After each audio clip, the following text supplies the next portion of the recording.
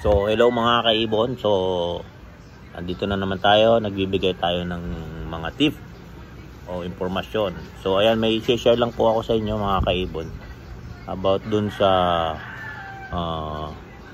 heavy pied na split follow saka isang albino na split ng follow. So ayan, pinagpares po nila yan at may lumabas na mga anak. Ito yung lumabas na anak nila. Sample lang po ito mga kaibon kasi may pa-shoutout kay Sir, nakalimutan ko yung pangalan ni Sir Sir Michael. So ayan, Sir Michael. Kasi nagtanong sa akin, yun ang tanong niya. So ito share ko lang po sa inyo. Kasi may case na ganito talaga. Nakakalito.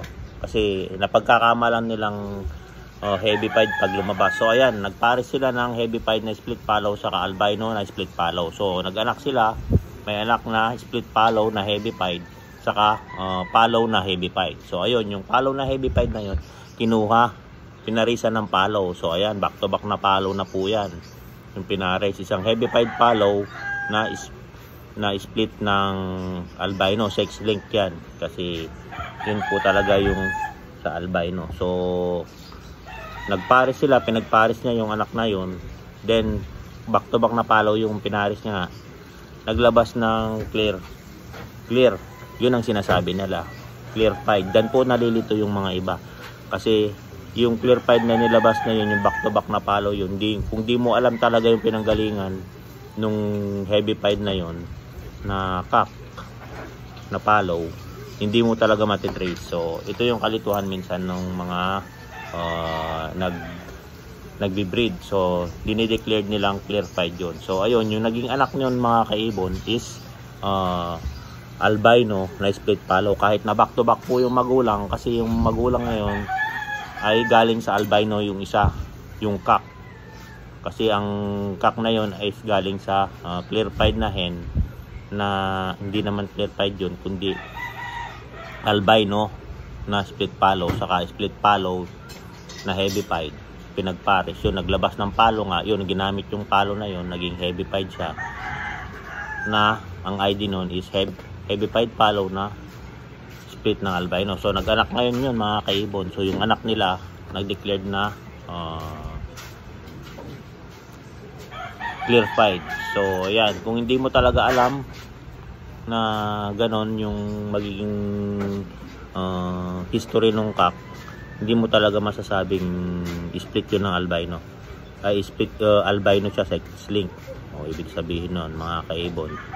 So ayan, ganun po yun. Marami po nagkakamali kasi kapag nag-hen yan, sex link yan, kahit na back to back yung parents na albino, ay back to back na parents ay follow na heavy pied. Ganun po pag di mo alam yung history ng kanilang pinanggalingan. So i-share ko lang po, maraming nagkakamali po dyan, mas lalo kapag babae, kapag clear pied na dineclared na clear pied na follow, yung pala albino yun na split follow, kahit back to back yung parents niya mga kaibon. So ayan, na-share ko lang po kasi nag-PM si Sir Michael. So ayan, may case siyang ganon, so pina-ID niya. Yun po yun, kaya na-share ko lang po sa inyo para at least alam nung iba na dinedeclare nila yung kahit na back to back yung parents, tapos naglabas ng clear pied, back to back na palo yung parents na heavy pied. Pag naglabas